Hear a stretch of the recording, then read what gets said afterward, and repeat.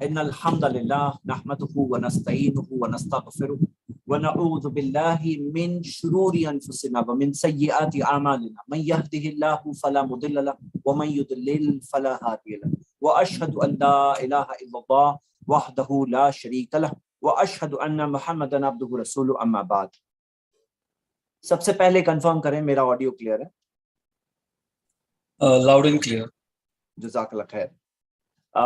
अऊज़ु बिल्लाहि मिनश शैतानिर रजीम, बिस्मिल्लाहिर रहमानिर रहीम. मेरे भाई मेरी बहनें, हम कल सूरतुल अहज़ाब हमने पढ़ना शुरू किया था.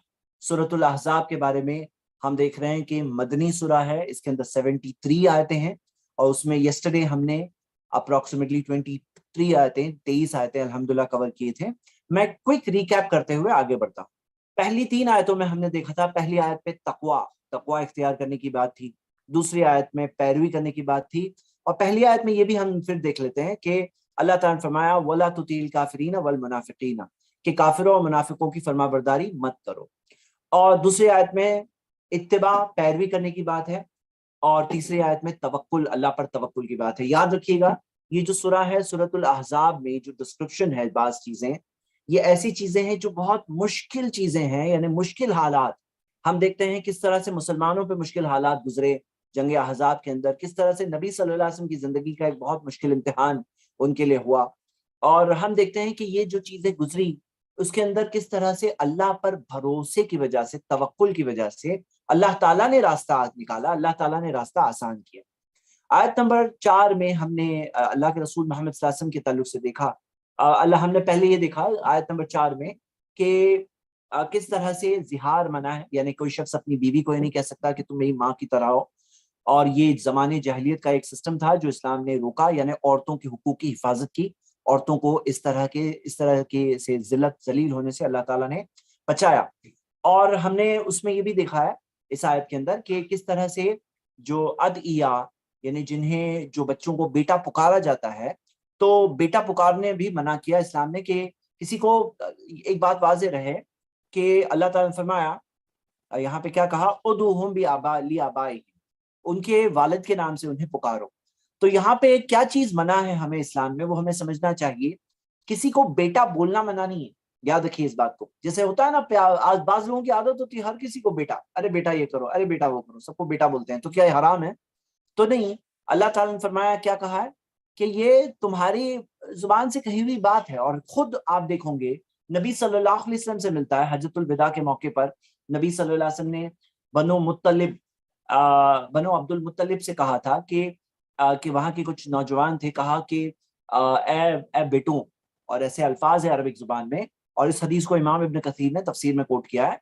तो यानी कोई अगर इस तरह से बेटा बोल दे तो कोई गलत नहीं है, लेकिन किसी के वालिद का नाम हटा करके वहां पे अपना नाम डालना, या कोई शख्स अपने वालिद की तरफ निस्बत करने की जगह किसी और की तरफ अपनी निस्बत करे, तो ये चीज इस्लाम में मना है. यानी कि फादर के नाम पर अपना नाम डालना इस्लाम के अंदर हराम है, मना है, बहुत बड़ा गुनाह है. यहाँ तक कि कुफ्र का भी लफ्ज इस्तेमाल किया गया कि दिस इज लाइक कुफ्र, यानी उससे भी हमें बचना चाहिए. और लेकिन एक बात मैं बता दूं कि देखिए, जो जिहार के अंदर, जिहार यानी कि अपनी बीवी से कहना कि तुम मेरी माँ की तरह हो, ये इस्लाम के अंदर एक सिन है, बहुत बड़ा सिन है. इतना बड़ा सिन है कि आप जब सूरह मुजादिला सूरह 58 पढ़ेंगे तो वहां पे आप देखोगे कि कोई अगर कह दे अपनी बीवी को ये, बस इतना कह देना, तो उसको कफारे के तौर पर क्या क्या कफारा देना पड़ेगा. या तो गुलाम आजाद करना पड़ेगा, या तो 2 महीने तक रोजा रखना होगा कंटिन्यूस, या तो 60 मिस्किनों को खाना खिलाना होगा. यानी इतना सीरियस गुनाह है, यानी पेनल्टी इतनी स्ट्रिक्ट है. लेकिन किसी को बेटा बोलने में परमिसिबल है, लेकिन उसे अपने नाम नहीं दे सकते. तो यहाँ पे 3 टॉपिक्स एक साथ में हम देख रहे हैं कि बीवी को माँ नहीं कह सकते, और किसी और को अपना बेटा कहकर उसका नाम नहीं दे सकते हैं. और जो हमने इसके आगे देखा आयत नंबर 6 में, मैं सिर्फ रिकैप कर रहा हूँ बिफोर मैं टॉपिक पे जाऊं. और यहाँ पे जो उलुल अरहामी बादुहुम औला बि बाज जो आया था, यानी कि रिश्तेदारों में बाज दूसरों के करीब है, यानी कि रिश्तेदारी को, रिश्तेदारों का हक होता है विरासत में. जो दीनी भाई होते हैं उनके अंदर विरासत का उनका हक नहीं होता है. हाँ, कोई अगर वसीयत करके किसी दीनी भाई को कुछ चीज देना चाहता है जो गैर वारिस हो तो दे सकता है. तो ये 3 टॉपिक हमने देखा, यानी कि भाई जो नहीं उसे वारिस नहीं बना सकते हैं, ये देखा. लेकिन इसके साथ साथ में ये भी देखिए कि अल्लाह ताला ने फरमाया अन्नबी औला बिल मोमिनीना मिन अनफुसिहिम व अज़वाजुहु उम्महातुहुम, कि नबी मोमिनों के खुद की जानों से ज्यादा करीब है اور ان کی بیویاں تمہاری مائیں ہیں، یعنی جنہیں اللہ نے تمہاری ماں دیا، ڈکلیئر کر دیا، وہ بن سکتی ہے تمہاری ماں، تم کسی اور کو اپنی ماں نہیں بنا سکتے۔ مطلب کہ بیوی کو ماں کہہ دینا یہ جائز نہیں ہے، یہ روکا گیا، لیکن اللہ نے کہا کہ نبی کی بیویاں جو ہے وہ تمہاری ماں ہیں، امہات المومنین ہے، تو وہ رشتہ قائم ہو گیا وہاں پہ، وہ مومنوں کی مائیں ہیں۔ اور جس طرح سے والدہ کے ساتھ نکاح کرنا ناجائز ہے، یعنی کہ وہ محرم کی لسٹ کے اندر جن سے شادی کرنا جائز نہیں ہے، اسی طرح امہات المومنین کا بھی کسی اور سے نکاح کرنا جائز نہیں تھا، کسی مسلمان کا جائز نہیں تھا۔ یہاں تک کہ امام شافعی نے کہا کہ کوئی اگر جائز کہہ دے تو وہ کافر ہے، یعنی اتنا واضح بات ہے، اتنا واضح فرمان ہے قرآن کا اس بارے میں۔ تو یہ سب کے بعد میں ہم دیکھتے ہیں کہ کس طرح سے آیت نمبر 7 میں 5 اولو العزم من الرسول کا ذکر تھا، اور پھر ہم جب آیت نمبر 9 سے شروع کیے، 9 سے لے کر جو ہمارے جنگ خندق کا پورا واقعہ شروع ہوا، اور جو ہم لوگوں نے کل کچھ ڈسکرپشنز اس بارے میں دیکھے ہیں۔ اب میں آپ کو اس ریکیپ کے بعد میں آیت نمبر 22 پہ آتا ہوں، یہ میں نے خاص اس لیے ذکر کیا تاکہ ہم اس کے اسپرٹ کو کیچ کریں۔ اب یہاں پر آیت نمبر 22 میں ہم نے کیا دیکھا کہ جب مومنوں نے دیکھا تھا، منافقین کا تو ریاکشن دیکھ لیا۔ منافقوں کا کیا ریاکشن تھا؟ منافقوں کا یہ ریاکشن تھا کہ ایک تو نمبر 1 فرار کی روٹ اختیار کر رہے تھے کہ ہمارے گھر ایکسپوزڈ ہے، لیکن ایکسپوز نہیں تھے، وہ تو فرار ہونا چاہ رہے تھے۔ اور پھر کس طرح سے آنکھوں میں خوف طاری ہو جانا، جیسے کہ موت ان کے اوپر طاری ہو گئی ہے، اور کس طرح سے جب ایک بار چلا گیا تو کیسے سخت زبانوں سے حملہ کرتے، وہ کتنی سخت باتیں کہتے، منافقین کی بات ہم نے دیکھا۔ لیکن اس کے کانٹراسٹ میں جو منافقین کیا کہتے تھے؟ منافقین تو یہ کہتے تھے کہ نبی صلی اللہ علیہ وسلم نے تو غرور، دھوکہ دیا، ہمیں دھوکہ دیا، یہ کیا ہے، اتنی بڑی فوج آ گئی۔ لیکن مومنوں کا ریاکشن کیا تھا؟ اللہ تعالیٰ نے فرمایا آیت نمبر 22 میں، وَلَمَّا رَأَى الْمُؤْمِنُونَ الْأَحْزَابَ، جب مومنوں نے احزاب کو دیکھا، جب یہ احزاب پورے کانفیڈریٹس، یہ ساری پوری فوج کو دیکھا جو پوری الائز تھے، پوری فوج اتنی بڑی جمع ہو کے آئی ہے، یعنی کہ مکہ کے مشرکوں نے اپنی پوری طاقت لگا دی تھی، پورا ڈپلومیٹک پاور لگا دیا تھا، جو لوگ ان کے مانتے تھے، جو لوگ ان کی قبیلے جو مانتے تھے ان کی بات کو، سب کو لے کر آ گئے تھے۔ اور یہاں تک کہ یہودیوں نے اپنی پوری طاقت لگا تھی، بنو غطفان وغیرہ کو کیا کیا چیزیں لالچ دے کر کے وہ لے کر آئے تھے۔ تو یہ سب چیز کے بعد میں ہم نے دیکھا کہ مومنوں کا کیا ریاکشن تھا؟ وَلَمَّا رَأَى الْمُؤْمِنُونَ الْأَحْزَابَ، جب مومنوں نے احزاب کو دیکھا، قَالُوا هَذَا مَا وَعَدَنَا اللَّهُ، یہی تو ہے جو اللہ نے ہمیں وعدہ کیا، وَرَسُولُهُ، اور اللہ کے رسول نے وعدہ کیا۔ اللہ اس کے رسول نے کیا وعدہ کیا ہے؟ اللہ تعالیٰ نے وعدہ کیا ہے نا کہ وَلَنَبْلُوَنَّكُمْ بِشَيْءٍ مِّنَ الْخَوْفِ، میں تمہیں یقیناً آزماؤں گا خوف سے، والجوع، بھوک سے، وَنَقْصٍ مِّنَ الْأَمْوَالِ، مال کے نقصان سے، وَأَنفُسِ وَالثَّمَرَاتِ، جان کے نقصان سے، محنت کے پھلوں کے نقصان سے، جو اللہ تعالیٰ نے فرمایا، جو سورہ عنکبوت میں ہم پڑھ چکے ہیں آیت نمبر 2 میں، کہ کیا تمہیں لگتا ہے کہ تم ایمان لے آئے یہ کہہ کر کے تم ایسے ہی جنت چلے آؤ گے اور اللہ تعالیٰ تمہیں آزمائے گا نہیں؟ کیا تمہیں ایسا لگتا ہے کہ اللہ تمہیں آزمائے گا نہیں؟ تو یہ امام ابن کثیر نے یہ چیز ذکر کی ہے کہ مومنوں کا اتنا یقین تھا کہ اللہ نے تو وعدہ کیا ہے کہ تمہیں آزمائش ہوگی۔ تو یعنی کیا ہوتا تھا مومنوں کے ساتھ؟ مومنوں کے ساتھ یہ ہوا کہ انہوں نے جب اتنی بڑی فوج کو دیکھا، 10,000 کی فوج آ گئی ہے، یہاں مسلمان صرف 3,000 ہے، اور جو شہر کے اندر سے چھپ کر کے لڑنے والے ہیں، مطلب پیچھے سے لڑنے والے ہیں، تو وہ ان کا معاملہ کیا تھا؟ انہوں نے کہا وَصَدَقَ اللَّهُ وَرَسُولُهُ، اللہ اس کے رسول نے سچا کہا، سچ فرمایا، وَمَا زَادَهُمْ إِلَّا إِيمَانًا وَتَسْلِيمًا، اور ان کے ایمان میں اور تسلیم یعنی ان کے سبمیشن میں اضافہ ہوا، ان کا ایمان بڑھ گیا، ہاں، ان کی فرما برداری اور ایکسپٹنس بڑھ گئی اس چیز کو دیکھ کر کے، اور وہ لوگ تھے فرار ہو گئے، یہ لوگوں کا ایمان بڑھ گیا، وہ لوگ شک میں پڑ گئے کہ یہ تو غرور، دھوکہ دیا۔ منافقوں کا یہ ریاکشن تھا، اور مومنوں کا یہ تھا، ان کا ایمان بڑھ گیا۔ من المومنین رجال صدقوا، مومنوں میں ایسے لوگ ہیں، ایسے مرد ہیں جو صدقوا، جو سچے ہیں، اپنے ما عاہدوا، اپنے وعدے پہ سچے ہیں، ما عاہد اللہ، اللہ پہ کے ساتھ جو وعدہ کیا اس پہ سچے ہیں، ما عاہد اللہ علیہ، فمنہم من قضى نحبہ، ان میں ایسا بھی کوئی ہے جس نے اپنی تمنا، مطلب اپنی جو چیز منت، نحبہ نظر کے معنی میں آتا ہے عربک میں، یعنی کہ اس نے اپنی منت جو تھی، اس کی جو چاہت تھی کہ میں اللہ کے راہ میں شہید ہو جاؤں، وہ اس نے پوری کر لی، ایسا بھی کوئی ہے۔ وَمِنْهُمْ مَنْ يَنْتَظِرُ وَمَا بَدَّلُوا تَبْدِيلًا، اور ان میں ایسے بھی لوگ ہیں جو انتظار کر رہے ہیں کہ کب ہم اللہ کے راستے میں اس نیک کام کے اندر کرتے ہوئے ہم کب اپنی جان کھو بیٹھیں گے، تو اس دن کا وہ لوگ انتظار کر رہے ہیں۔ وما بدلوا تبدیلا، تھوڑا بھی وہ تبدیل نہیں ہوئے، مطلب کسی اعتبار سے وہ کبھی انہوں نے اپنا وعدہ معاہدہ اللہ کے ساتھ چینج نہیں کیا۔ وہ لوگ کیسے تھے منافقین کہ وہ تو فرار ہوتے تھے، لیکن مومنین کیسے تھے؟ وما بدلوا تبدیلا، ہم نے یہ دیکھا۔ آیت نمبر 24 میں آتے ہیں، اللہ تعالیٰ نے فرمایا لیجزی اللہ الصادقین بصدقہم، تاکہ اللہ سچوں کو ان کی سچائی کا اللہ انہیں بدلہ دے دے۔ وَيُعَذِّبَ الْمُنَافِقِينَ إِن شَاءَ. اب دیکھیے بہت بات دیکھیے، تاکہ جو سچے ہیں ان کو سچائی کا بدلہ اللہ تعالیٰ دے دے، ان کی سچائی کا بدلہ مل رہا ہے. ایسا کوئی باپ دادا کی پہچان کا بس بائی چانس بدلہ مل رہا ہے، ایسا نہیں ہے. بِصِدْقِهِمْ ان کی سچائی کا بدلہ مل رہا ہے. وَيُعَذِّبَ الْمُنَافِقِينَ إِن شَاءَ، اور اللہ تعالیٰ منافقوں کو عذاب دے اگر وہ چاہے. یاد دیکھو، ان شاء اگر وہ چاہے، یعنی اگر نہیں چاہے تو اللہ تعالیٰ نہ دے، دنیا میں عذاب آخرت کے لیے چھوڑ دے. او یتوبا، یا تو اللہ ان کی توبہ قبول کر لے، او یتوبا علیہ، یا اللہ تعالیٰ ان کی طرف واپس پلٹ لے، یعنی ان کی توبہ قبول کر لے. یعنی منافق ہونے کے باوجود، ایک منافق ہونے کے باوجود، نبی صلی اللہ علیہ وسلم کے ساتھ دھوکہ دہی، عہد شکنی، عہد توڑنے کے باوجود، اتنے زیادہ عین وقت پر دھوکہ دینے کے بعد، یہ سب کرنے کے بعد، یہاں تک کہ اگر سوئل الفتنہ، اگر فتنہ برپا ہوتا تو وہ لوگ تو بغاوت کر کے دوسری سائڈ پہ چلے جاتے، اس کے باوجود اللہ تعالیٰ نے کیا کہا؟ او یتوب علیہم، یا اللہ تعالیٰ ہو سکتا ہے ان کی طرف واپس پلٹے گا، یعنی وہ توبہ اگر کر لی تو اللہ تعالیٰ معاف کر دے گا. یہ اللہ تعالیٰ کا رحم ہے. اب آپ دیکھیے، ان اللہ کان غفور الرحیم، اللہ معاف کرنے والا، رحم کرنے والا ہے. مطلب آپ اور میں اگر ہوتے نا، اور ہمیں معلوم پڑتا نا لوگوں کے دلوں کا حال، کہ اس کے دل کے اندر یہ چل رہا ہے کہ یہ تو بالکل موقع ملے بغاوت کر دیں گے، یہ تو بس جھوٹ بول کے فرار ہو رہے ہیں، یہ تو عہد کر کے توڑ رہے ہیں. اگر ہم سب کو یہ بات پتا ہوتی نا تو ہم لوگ تو معاف کرنے ذرا بھی تیار شاید نہیں ہوتے کہ بھئی ایسا کر رہے ہو، تمہارے دل کے حال کو میں جانتا ہوں. لیکن اللہ دلوں کے حالوں کو جاننے کے باوجود اللہ تعالیٰ کا رحم نہیں ہے تو کیا ہے؟ آپ بتاؤ کہ اللہ منافقوں کا ذکر کرنے کے بعد یہ کہہ رہا ہے کہ اللہ تعالیٰ ان کی ہو سکتا ہے توبہ قبول کر لے گا. اللہ اکبر. میرے بھائیوں میری بہنیں، یہ پڑھتے ہیں نا تو اللہ تعالیٰ کا رحم جو انسان نہیں سمجھ رہے ہیں نا، وہ رحم کو ایک انسان پڑھ سکتا ہے، پڑھ کے اندازہ لگا سکتا ہے کہ اللہ کتنا رحم کرنے والا ہے، کہ بندوں کو، منافقوں کو بھی اللہ کہہ رہا ہے او یتوب علیہم، یا ہو سکتا ہے اللہ ان کی توبہ قبول کر لے گا. اگر وہ توبہ کر لیں گے تو مرنے سے پہلے تک چانس اللہ نے رکھا ہے بندوں کے لیے. سبحان اللہ. آگے ہم یہ دیکھتے ہیں، آیت نمبر 25 میں آتا ہے وَرَدَّ اللَّهُ الَّذِينَ كَفَرُوا، اللہ تعالیٰ نے کفر کرنے والوں کو بھیج دیا واپس، بِغَيْظِهِمْ، ان کے غصے کے ساتھ، جو غصے کے ساتھ وہ آئے تھے وہی غصے کے ساتھ، فرسٹریشن کے ساتھ گئے واپس وہ لوگ.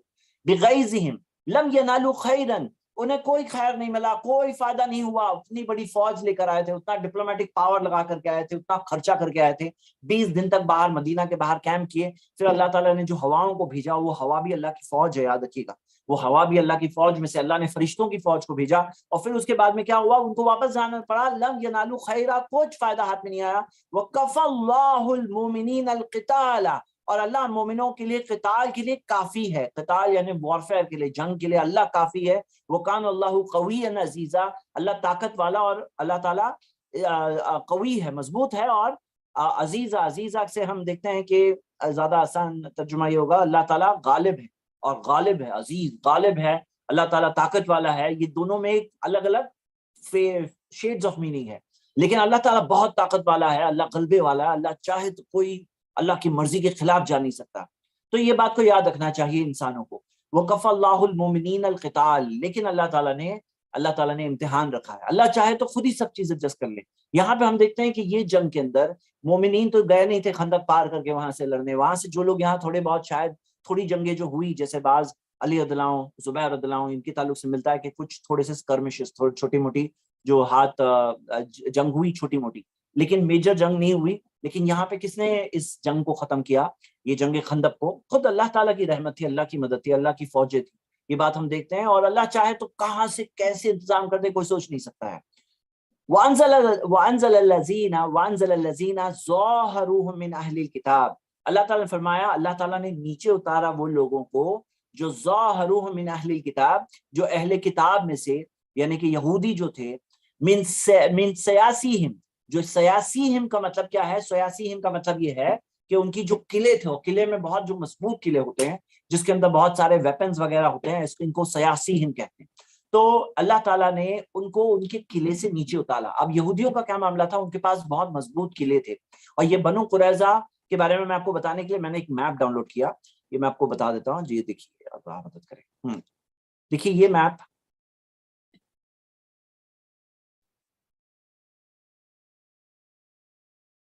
یہ آپ کو دکھ رہا ہے، شاید بہت چھوٹا سا دکھ رہا ہوگا. ٹھیک ہے، تو یہ میپ کے اندر آپ دیکھیے کہ یہ جو اوپر سے دیکھ رہے ہیں پنک ایروز، وہاں پہ وہ باہر سے آئی ہوئی فوجیں تھی. اور یہ جو بلو لائن دیکھ رہے ہیں یہ خندق ہے. اور یہ جو دونوں طرف پہ آپ جو یہ دیکھ رہے ہیں، یہ اس ٹائپ کے پتھریلا لاوا پتھروں والا علاقہ ہے جس کے اوپر گھوڑے اور اونٹ ان کے نہیں آ سکتے تھے. مطلب ان کی جو कैवलरी है वो वहां से आके अटैक नहीं कर सकती। ये ब्राउन पे टॉप पे आप देख रहे हैं उहुद पहाड़ है, लेकिन नीचे की तरफ जो येलो देख रहे हैं ना, ये है बनु कुरैजा, ये है बनु कुरैजा का सेटलमेंट। अब मुसलमानों ने वहां पे तो किसी को रखा नहीं था, वहां पे कोई फौज नहीं रखी गई थी कि बनु कुरैजा के इस मामले में वहां पे कोई खास फौज तैनात की गई है, ऐसा तो नहीं था। ये तो उनके साथ ट्रीटी थी, बनु कुरैजा मुसलमानों के साथ थे, उनके साथ ट्रीटी थी, उनके साथ अलायंस थी कि हम तुम्हें डिफेंड करेंगे, तुम हमें डिफेंड करोगे, हम तुम्हारे खिलाफ किसी की मदद नहीं करेंगे, तुम हमारे खिलाफ किसी की मदद नहीं करेंगे। उन्होंने डायरेक्ट बगावत कर ली और नबी सल्लल्लाहु अलैहि वसल्लम ने इस बगावत को पहले कंफर्म किया। और कंफर्म करने में अल्लाह के रसूल सल्लल्लाहु अलैहि वसल्लम ने 3 सहाबा को भेजा था कि जाके कंफर्म करें, और ये कोशिश, ये था प्लान कि किसी को बाहर ना पता चले, लेकिन किसी वजह से बात खबर बाहर निकल आई और लोगों को पता चल गया, और जिसकी वजह से एक तरह से जो मुनाफिकीन को मौका मिला और जिनके दिलों में बीमारी है या जो कमजोर ईमान वाले लोग थे, ऐसे लोग हिल गए। अब ये लोगों ने ऐसे वक्त पर बगावत कर दी कि वो जो खंदक के बाहर जो फौज आई हुई 10,000 की बाहर है और मारने के लिए आए हैं, कत्ल करने के लिए आए हैं, कोई गले लगाने नहीं आए, वो सब खत्म करने के लिए मकसद से आए थे वो लोग। और वो जो यहूदी जो बनु नजीर वाले जो 4 हिजरी में जिन्हें निकाल के भेज दिया गया था, तो वो लोग लेकर आए थे सारी वो पूरी चीज। तो वो बनु नजीर ने ये बनु कुरैजा के साथ में कांटेक्ट किया, इनको उकसाया, बगावत की तरफ उकसाया कि तुम अपना अहद तोड़ दो, तुम्हारा वादा तोड़ दो, और करके तुम इनको मुसलमानों को अभी हम सब मिलके खत्म करते हैं। कत्ल करने आए थे वो लोग, पूरी तरह से मर्डर करने आए थे। अब यहाँ पे क्या मामला है कि ये लोगों ने जो पीठ में छुरी मारी, जिस तरह से उन्होंने चीट किया, जिस तरह से उन्होंने धोखा दिया ऐसे वक्त पर, उसके बाद में जब किसी वजह से डिप्लोमेटिक मेजर्स, नबी सल्लल्लाहु अलैहि वसल्लम ने बहुत हिकमत से इस चीज को संभाला कि किस तरह से ये बगावत रुक जाए। जो बनु कुरैजा बगावत कर चुके थे, लेकिन नबी सल्लल्लाहु अलैहि वसल्लम ने एक सहाबी जो सीक्रेटली ईमान ला चुके थे, उनके जरिए खबर यहाँ से वहां जो हुई, और इस वजह से एक टाइप का मिसट्रस्ट क्रिएट हुआ बनु कुरैजा और मक्का के मुशरिकों के दरमियान, हाँ कुरैश के दरमियान एक मिसट्रस्ट पैदा हुआ, जिसकी वजह से एक चीज जो हो रही थी वो टल गई। मतलब होने वाली थी, बहुत बुरा हाल होने वाला था, क्योंकि यहाँ से अंदर से ये इनके जो तकरीबन 800 के से ज्यादा जो वॉरियर्स थे, जो उनके फाइटर्स थे यहाँ पे बनु कुरैजा के, वो सब यहाँ से अंदर से हमला करते और वहां से बाहर से वो लोग हमला करते, तो ये एक बहुत बहुत बुरा हाल हो सकता था, मामला हो सकता था। तो जब नबी सल्लल्लाहु अलैहि वसल्लम ने जंगे खंदक के अंदर जब कुरैश चले गए, और जब कुरैश के जाने के बाद जब नबी सल्लल्लाहु अलैहि वसल्लम ने वापस आए और अपने जो जो होता है ना वॉर का जो लिबास वो उतार रहे थे, तो जिब्रील ने कहा कि हम फरिश्तों ने अब तक नहीं उतारा, अपने जंग के जो लिबास है हम फरिश्तों ने नहीं उतारा। जिब्रील वहां आए और कहा कि जाओ बनु कुरैजा को ऊपर हमला किया जाए। तो बनु कुरैजा थे अपने किलों में, और वो किलों में बिल्कुल महफूज सेफ रहा करते थे, वो उसमें से नीचे उतरते नहीं थे।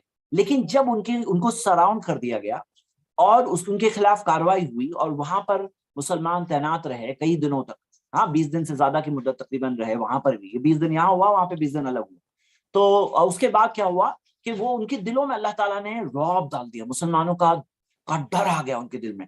वो अनज़ल लज़ीना, तो अल्लाह ताला ने उन्हें नीचे उतारा। ये भी मामला, उनके दिलों में जो रौब आया, वो जो निकले, जो नीचे उतर के फाइनली सरेंडर किए वो लोग, मिन सयासीहिम वक़ज़फ़ फ़ी क़ुलूबिहिम ar-रुअब, उनके दिलों में अल्लाह ताला ने हैबत डाल दी, वो हैबत आ गई, जो डर और खौफ का ऐसा मामला हो गया जिसके आदमी का दिमाग काम नहीं करता है। तो आखिर में उन्होंने सरेंडर किया। तो जो सरेंडर किया उसके बाद होना क्या चाहिए था, वो नबी सल्लल्लाहु अलैहि वसल्लम से बात करते, जिस तरह से उनके पहले वाले जो दोनों कबीलों ने बगावत की थी, पहले वाले दोनों कबीलों ने भी एक तरह से बगावत की थी। तो हम देखते हैं कि ये लोग भी जो बगावत करके क्या होता मामला कि वो लोग भी एक तरह से बगावत करे, बहुत बड़ी बगावत की थी, ये लोगों ने तो बहुत हाई लेवल की बगावत की थी। लेकिन नबी सल्लल्लाहु अलैहि वसल्लम के पास जाते तो हो सकता है कुछ उनके साथ हल्का मामला होता, लेकिन वो लोगों को उसमें भी ट्रस्ट नहीं था, ट्रस्ट नहीं था। उन्होंने कहा कि इससे पहले हम औस और खजरज, जो मदीना के जो 2 कबीले थे, तो उसमें हमारी बनु कुरैजा की अलायंस औस से होती थी, उनके ताल्लुकात औस कबीले से बहुत होती थी, और औस कबीले के सरदार थे साद बिन माद रदियल्लाहु अन्हु। तो उन्होंने कहा कि हम मोहम्मद नहीं सल्लल्लाहु अलैहि वसल्लम, हम साद बिन माद का फैसला मानेंगे, कि हमारे ताल्लुक से क्या फैसला है, साद बिन माद फैसला करेंगे।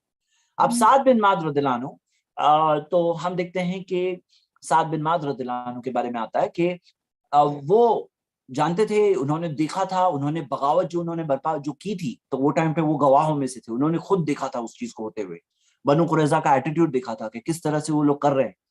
और जब ये मामला आया तो उन्होंने फैसला किया तौरात के कानून के मुताबिक, जो तौरात का बनी इसराइल का खुद का कानून था, उस मुताबिक जो बगावत करता है, जो ट्रेचरी ट्रीजन करता है, تو ایسے باغی کے خلاف ان کے پورے سارے لوگوں کا قتل کا، مردوں کا قتل اور عورتوں کو باندی بنانے کی سزا دی جائے گی۔ تو سعد بن معاذ نے جو تورات کے اندر جو ان کے پاس تورات تھی، جو تورا ان کے پاس تھی، جو وہ لوگ فالو کرتے تھے، اس مطابق فیصلہ کیا۔ تو اللہ تعالیٰ نے اس چیز کا ذکر کیا ہے یہاں پر آگے آیت نمبر 26 میں، فریقاً تقتلون، ان میں سے ایک حصے کو تم لوگوں نے قتل کیا یعنی سزا کے طور پر، وتاسرون فریقا، اور ایک حصے کو تم لوگوں نے قیدی بنایا۔ اب یہاں پہ بعض لوگ کیا ہے نا، صرف یہ بات ذکر کرتے ہیں کہ بنو قریظہ کتنے لوگوں کو مار دیا، ایسا سن کے لگتا ہے ایسے کہ معصوم لوگوں کو پکڑ کر کے بےچارے ان سب کو مار دیا۔ ارے یہ لوگوں نے بغاوت کی تھی۔ آپ دیکھو انڈیا کے قانون کے اندر بھی جو باغی ہوتا ہے نا، ٹریزن جو کرتا ہے، غداری ہوتا ہے نا، غدار کے ساتھ موت کی سزا ہے۔ اب یہ لوگوں نے سب غداری کی تھی، اور اس کے بعد بھی جو قانون ان پہ اپلائی ہوا، وہ بنو قریظہ کا جو قانون وہ لوگ خود فالو کرتے تھے، اس مطابق ان کے مطابق اوپر فیصلہ کس نے لگایا؟ سعد بن معاذ نے، جنہیں انہوں نے چنا تھا۔ انہوں نے چنا تھا کہ یہ ہمارے پر فیصلہ کرے۔ تو ہم دیکھتے ہیں یہ سارا کانٹیکسٹ چھوڑ کر کے ڈائریکٹلی لوگ یہ بات ذکر کرتے ہیں اور ایسے دکھانے کی کوشش کرتے ہیں کہ جیسے کہ معصوم لوگوں کو پکڑ کر کے نبی صلی اللہ علیہ وسلم نے موت کے گھاٹ اتار دیا کیونکہ وہ یہودی تھے۔ اس لیے یہ سارا منظر بیک گراؤنڈ چھوڑ کر یہ بالکل یعنی ناانصافی کی بات ہے، ظلم کی بات ہے، اس طرح سے بات کرنا، آدھی ادھوری بات کرنا، جیسے بعض لوگ آج بھی انٹرنیٹ پر اس طرح سے دھوکہ دیتے ہیں، تو یہ ان کے ساتھ یہ غلط چیز ہے، ناانصافی ہے۔ آگے ہم بڑھتے ہیں آیت نمبر 27 میں، اللہ تعالیٰ نے فرمایا وَأَوْرَثَكُمْ أَرْضَهُمْ، اللہ تعالیٰ نے وراثت میں تمہیں دیا ان کی زمین، وَدِيَارَهُمْ، اور ان کے گھر، وَدِيَارَهُمْ وَأَمْوَالَهُمْ، اور ان کا مال۔ اب یہ لوگ جو ہے ان کا گھر، ان کی زمین، ان کا گھر، ان کا مال، وَأَرْضًا لَمْ تَطَئُوهَا، یہ دیکھیے چوتھی چیز جو ذکر ہے یہاں پر، یہ بھی چیز ایک بالکل الگ بات ہے۔ اب وہ بنو قریظہ کا جو ان کا گھر، ان کی زمین، ان کا مال، یہ مسلمانوں کو ملا، سبحان اللہ۔ تو یہ چیز ملی، یہ تو اللہ تعالیٰ نے دیا۔ ہاں، اللہ تعالیٰ نے دیا کہ یہ جو لوگ جو خود مارنا چاہتے تھے، خود ساری چیز لینا چاہتے تھے، مسلمانوں کو ختم کرنا چاہتے تھے، اللہ تعالیٰ نے ان کو ہی اس چیز میں بنا دیا۔ لیکن یہاں پر جو چوتھی چیز ذکر ہے وہ اردن لم تطؤھا، تطؤھا کا مطلب کیا ہے؟ جس پہ تم روندے نہیں ہو، زمین پر چلے نہیں ہو، ایسی زمین۔ اب یہ کون سی زمین ہے؟ کیونکہ یہ کون سی زمین ہے وہ اردن لم تطؤھا؟ تو علماء بتاتے ہیں کہ یہ جو خندق کی جو جنگ ہے، مفسرین بتاتے ہیں خندق کی جنگ کی وجہ سے کیا ہوا، ایک تو مکہ کے مشرکین جب واپس ہو گئے نا، ان کا دبدبہ ختم ہو گیا۔ اب دبدبہ ختم ہونے کے بعد آپ خود سوچئے کہ 5 ہجری میں وہ لوگ آئے تھے، 6 ہجری میں نبی صلی اللہ علیہ وسلم وہاں پہنچ گئے، کیا چیز کے لیے؟ عمرہ کرنے کے لیے، خواب جو دیکھا تھا نبی صلی اللہ علیہ وسلم نے۔ اب سوچو، اور اس کے بعد جو ہم دیکھتے ہیں صلح حدیبیہ ہوئی، اس کے بعد نبی صلی اللہ علیہ وسلم نے خیبر پر حملہ کیا، کیونکہ اب یہاں پہ مکہ کے مشرکوں کا ڈر نہیں رہا، کے ساتھ کوئی خطرہ نہیں رہا، ڈر تو نہیں تھا، اللہ کے اوپر اللہ سے امید تھی، لیکن کوئی خطرہ نہیں رہا۔ تو نبی صلی اللہ علیہ وسلم نے خیبر میں جو یہودی وہاں سے جمع ہو کر وہاں سے جو فتنہ اور فساد اور حملے وغیرہ کیا کرتے تھے، نبی صلی اللہ علیہ وسلم نے خیبر پر ایک اٹیک کیا اور خیبر کی زمین کو جیتی۔ تو یہ اردن لم تطؤھا، جو یہ جنگ خندق کی وجہ سے، اس میں جو اللہ تعالیٰ کی مدد سے کامیابی ملی، اس کی وجہ سے خیبر میں کامیابی ملی، یعنی دونوں کا ایک طرح کا کنیکشن دکھتا ہے۔ تو اردن لم تطؤھا یہ بھی ہو سکتا ہے، اور آگے جا کر جو ہم دیکھتے ہیں جو رومنز اور جو پرشینز کی جو زمینیں مسلمانوں نے فتح کی، وہ بھی ہو سکتا ہے اس میں مراد، اور مفسرین نے بھی کہا ہے کہ ہو سکتا ہے ساری چیزیں اس میں مراد ہے۔ وَكَانَ اللَّهُ عَلَى كُلِّ شَيْءٍ قَدِيرًا، اللہ تعالیٰ ہر چیز پر طاقت و قدرت رکھتا ہے۔ یہ ہو گئے آیتیں جنگ خیبر کے متعلق۔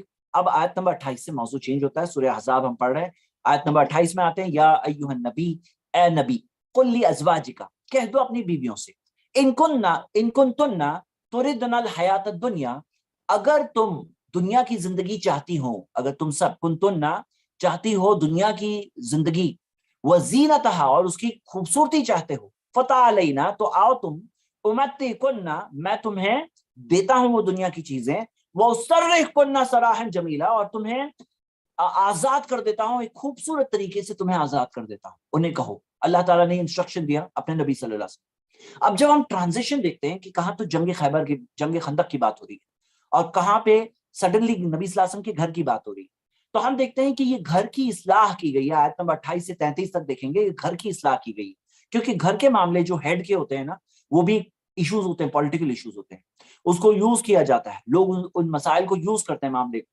تو ہم دیکھتے ہیں کہ کتنی باری پولیٹیکل کیمپینز کے اندر ہم دیکھتے ہیں کہ وہ پولیٹیشین کے کچھ پرسنل چیزیں لا کر کے کیمپین میں بتائی جاتی ہے، تو وہ بھی ایک طرح سے ایک سٹیٹ سے کنیکٹڈ معاملہ ہے۔ اور نبی صلی اللہ علیہ وسلم کو اللہ تعالیٰ نے تھوڑی آیتیں پہلے ہم نے دیکھا آیت نمبر 21 میں کہ اللہ تعالیٰ نے اسوہ بنایا، نمونہ بنایا، لیکن آیت نمبر 28 سے 33 تک دیکھتے ہیں تو نبی صلی اللہ علیہ وسلم کی بیویوں کی اصلاح کی گئی ہے۔ کیوں؟ کیونکہ ہم دیکھتے ہیں یہ بیویاں جو نبی صلی اللہ علیہ وسلم کی بیویاں ہیں، جو مومنوں کی مائیں ہیں، ان کی اصلاح کر کے مومنوں کے لیے ایک بہت بڑی نصیحت اور تربیت اور کا گائیڈنس کا ذریعہ ہے. یہ نارمل عورتیں نہیں ہیں، یہ عورتیں ایسی عورتیں جنہیں اللہ تعالیٰ نے چنا، ان کو دگنا اجر ملے گا، اور ان کو باقی دگنا ہی نہیں بلکہ بہت بڑی چیزیں ہیں. دگنا تو ذکر ہے، اور کیا کیا فضل اللہ کا ملنے والا ہے وہ میں کچھ چیزیں ذکر کروں گا ابھی. تو ہم دیکھتے ہیں کہ اللہ تعالیٰ نے یہاں پہ نبی صلی اللہ علیہ وسلم کی بیویوں کو ایک آفر دیا ہے کہ اے نبی کہہ دیجیے اپنی بیویوں سے کہ اگر تم چاہتی ہو دنیا کی زندگی، دنیا کی خوبصورتی، تو میں تمہیں دیتا ہوں، وہ سب دیتا ہوں، اور تمہیں پوری طرح سے آزاد کر دوں گا. لیکن صراحً جمیلہ، خوبصورت طریقے سے آزاد کروں گا. ایسا نہیں کہ ذلیل کر کے آزاد کیے جاؤ، خوبصورت طریقے سے تمہیں آزاد کیا جائے گا. اس ٹائم پہ نبی صلی اللہ علیہ وسلم کی 9 بیویاں تھیں، اور نبی صلی اللہ علیہ وسلم نے یہ بات سب کو آفر کیا کہ تم کیا چاہتے ہو. کیونکہ ہم دیکھتے ہیں کہ کیا معاملہ تھا کہ نبی صلی اللہ علیہ وسلم کے گھر میں بہت کم سے نبی صلی اللہ علیہ وسلم گزارا کرتے، بہت کم کے ساتھ. اور کئی ایسے دن ہوتے، جیسے مثال کے طور پہ عبداللہ ابن عباس رضی اللہ عنہما بیان کرتے ہیں، کانا یبیت لیالیا متتابعا، ایسی کئی راتیں گزرتی، کنٹینیوس راتیں. وَأَهْلُهُ لَا يَجِدُونَ عَشَاءً، نبی صلی اللہ علیہ وسلم کے گھر والوں کے پاس رات میں ڈنر نہیں ہوتا تھا، کھانا نہیں ہوتا تھا. مطلب ایک کامن سی چیز تھی کہ کم کے ساتھ گزارا، کئی راتیں گزرتی تھی کہ گھر میں ڈنر نہیں ہوتا تھا. تو نبی صلی اللہ علیہ وسلم کی گھر کے اندر بھی ایک تھوڑی چاہت ہونے لگی کہ کیا ہمارے پاس تھوڑا بیٹر سٹینڈرڈ نہیں ہونا چاہیے. اور ہم دیکھتے ہیں خاص طور سے یہ بات کب آئی، جب یہ ہم دیکھتے ہیں جنگ خندق کے بعد، جب ہم دیکھتے ہیں کہ اللہ تعالیٰ نے کامیابی دی مسلمانوں کو، تو اس کے بعد میں مال آیا سڈنلی، اور باقی لوگوں کے حالات تھوڑے بہتر ہونے لگے. تو ہماری ماؤں کو بھی ایسا لگا کہ تھوڑا ہمارے بھی حالات تھوڑے بہتر ہو جائیں اور کچھ چیزیں بہتر ہو جائیں. اور ایک اور چیز، یہ مومنوں کی مائیں تھیں، ان کو اتنا بڑی ذمہ داری دی گئی کہ نبی صلی اللہ علیہ وسلم کے بعد کسی اور سے نکاح نہیں کر سکتی ہیں. تو ان کو ایک یہ آپشن، لاسٹ آپشن دے دیا گیا، اور چوائس دے دیا گیا. کیا آپشن دے دیا گیا؟ کہ اگر تم یہ چاہتی ہو تو تمہیں آزاد کر دیا جائے گا. اب ان کے سامنے معاملہ کلیئر تھا کہ وہ مومنوں کی مائیں ہیں اور ریسٹرکشنز جو ان کے اوپر ہیں. تو اللہ تعالیٰ نے یہ چیز ذکر کی، وَإِن كُنتُنَّ اگر تُرِدْنَ اللَّهَ وَرَسُولَهُ، اگر تم اللہ اور اس کے رسول کو چاہتے ہو، وَالدَّارَ الْآخِرَةَ، اور آخرت کے گھر کو چاہتے ہو، فَإِنَّ اللَّهَ أَعَدَّ لِلْمُحْسِنَاتِ مِنْكُمْ أَجْرًا عَظِيمًا، تو تم میں جو محسنات ہیں، جو نیک کام کرنے والی ہیں، ان کے لیے اللہ تعالیٰ نے بہت بڑا عظیم اجر اللہ تعالیٰ نے تیار کیا ہے، بہت بہترین عظیم اجر تیار کیا. اور آپ جانتے ہیں عظیم اجر میں سے ایک یہ بھی ہے کہ نبی صلی اللہ علیہ وسلم کو سب سے اونچا مقام ملنے والا ہے جنت کا، جس کا نام ہے الوسیلہ. ہاں، جو ایک ہی اللہ تعالیٰ بندے کو دے گا، الوسیلہ، اور جسے مقام محمود بھی کہا گیا ہے. تو ہم دیکھتے ہیں کہ جب نبی صلی اللہ علیہ وسلم وہاں ہوں گے تو ان کی بیویاں کہاں ہوں گی؟ وہ بھی وہیں پہ ہوں گی ان کے ساتھ. ہاں، تو اتنا بڑا مقام اللہ تعالیٰ نے رکھا ہے کہ اگر وہ اللہ کو، اس کے رسول کو، آخرت کے گھر کو چاہتی ہیں تو اللہ تعالیٰ نے وہ مقام رکھا ہے. یا نساء نبی، اے نبی کی بیویاں، من یاتی منکن بفاحشۃ مبینۃ، اگر تم میں سے کوئی واضح بے حیائی کے ساتھ آ جائیں، مطلب کوئی بے حیائی کا کام کر دیں، یضاف لها العذاب ضعفین، تو اسے دگنی سزا دی جائے گی. باقی عورتوں کے بنسبت تمہیں دگنی سزا دی جائے گی. وکان ذلک علی اللہ یسیرا، اور اللہ کے لیے آسان ہے. اس آیت کی تفسیر میں امام ابن کثیر کہتے ہیں یہاں پہ کوئی چیز بتانے کا مطلب یہ نہیں کہ ان میں سے کوئی یہ کرے گا یا کر سکتا ہے، یہ مراد نہیں. جیسے مثال کے طور پہ اللہ تعالیٰ نے قرآن میں کیا کہا، لئن اشرکتا، اے نبی اگر آپ شرک کرو، لَيَحْبَطَنَّ عَمَلُكَ، آپ کے سب اعمال برباد ہو جائیں گے. اس کا مطلب یہ نہیں کہ نبی صلی اللہ علیہ وسلم شرک کریں گے. یا جیسے مثال کے طور پہ سورہ زمر، سورہ 39 کی آیت نمبر سورہ زمر نہیں، سورہ کون سی سورہ، لئن اشرکتا لَيَحْبَطَنَّ عَمَلُكَ. تو یہ کہاں پہ ہم پڑھ چکے ہیں یہ آیت کو. اور اسی طرح اللہ تعالیٰ نے سورہ انعام سورہ 6 آیت نمبر 86 سے 88 تک، کیا اللہ تعالیٰ نے 18 نبیوں کا نام لیا، ہاں 83 سے 86 تک سورہ انعام میں. اور 88 میں کہا وَلَوْ أَشْرَكُوا، اگر یہ لوگ شرک کریں، لَحَبِطَ عَنْهُمْ مَا كَانُوا يَعْمَلُونَ، جو وہ اعمال کرتے تھے سب برباد ہو جائیں گے. اس کا مطلب یہ نہیں کہ وہ نبی شرک کر سکتے تھے. تو اسی طرح یہاں پہ جب امہات المومنین کے بارے میں ذکر ہے کہ اگر تم میں سے کوئی بے حیائی کا کوئی کام کرے تو پھر اس کے لیے تو دگنا اجر ہے. مطلب مومنوں کی ماؤں کے لیے یہ ایک اور اسٹرکٹ سٹینڈرڈ تھا، ایک اور اونچا سٹینڈرڈ تھا اللہ تعالیٰ نے جو رکھا، ڈبل اجر. لیکن ڈبل سزا کی بات ہے تو ڈبل انعام کا بھی ذکر ہے. اللہ تعالیٰ نے فرمایا وَمَن يَقْنُتْ مِنكُنَّ، اور جب تم میں سے کوئی فرما برداری کرے اللہ کی، منکن للہ، اللہ کی، وہ رسول، اللہ کے رسول کی، وَتَعْمَلْ صَالِحًا، اور نیک کام کرے، نُؤْتِهَا أَجْرَهَا مرتين، ہم اسے اس دگنا اجر دیں گے، مطلب اجر بھی ڈبل ملے گا. وَأَعْتَدْنَا لَهَا رِزْقًا كَرِيمًا، اور اسے رزقاً کریما، ایک بہت ہی عزت والا رزق دیں گے. ہاں، بہت ہی عزت والا، بہت ہی اکرام والا رزق اللہ تعالیٰ دیں گے. سبحان اللہ. اللہ تعالیٰ نے یہ چیز ذکر کی ہے مومنوں کی ماؤں کے تعلق سے کہ انہیں دگنا اجر، اور آپ دیکھتے ہیں کہ 9 کے 9 نبی صلی اللہ علیہ وسلم کی بیویوں نے، ہماری ماؤں نے، سب کے سب نے چوز کیا کہ ہم اللہ کے رسول صلی اللہ علیہ وسلم کے ساتھ ہی رہنا چاہتے ہیں زوجیت میں. کسی ایک نے چوز نہیں کیا نہیں مجھے مال کے ساتھ میں آزاد کر دو بس میں مال لے لوں، کسی ایک نے چوز نہیں کیا. اور کتنی قربانی انہوں نے دی اس سٹیٹس کو، اس مرتبے کو برقرار رکھنے کے لیے. آپ دیکھتے ہیں کہ کتنی بڑی، کتنی مثالی زندگی انہوں نے گزاری. آپ دیکھیں گے کہ کس طرح سے انہوں نے نبی صلی اللہ علیہ وسلم کی سنتیں ہم تک پہنچائی، گھر کی سنتیں ہم تک پہنچائی.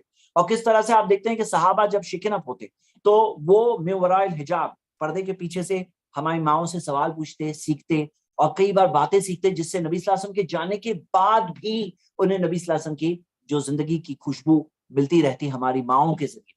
تو یہ ایک بہت بڑا رول انہوں نے پلے کیا، اس امت کو گائیڈ کرنے کا رول پلے کیا، امت کو صحیح راستہ بتانے کا یہ ماؤں نے پلے کیا. اور اللہ تعالیٰ نے ان کو اس چیز کے لیے تیار کیا. آیت نمبر 32 دیکھیے، یا نساء النبی، اے نبی کی بیویاں، لستن کاحد من النساء، تم باقی عورتوں کی طرح نہیں ہو.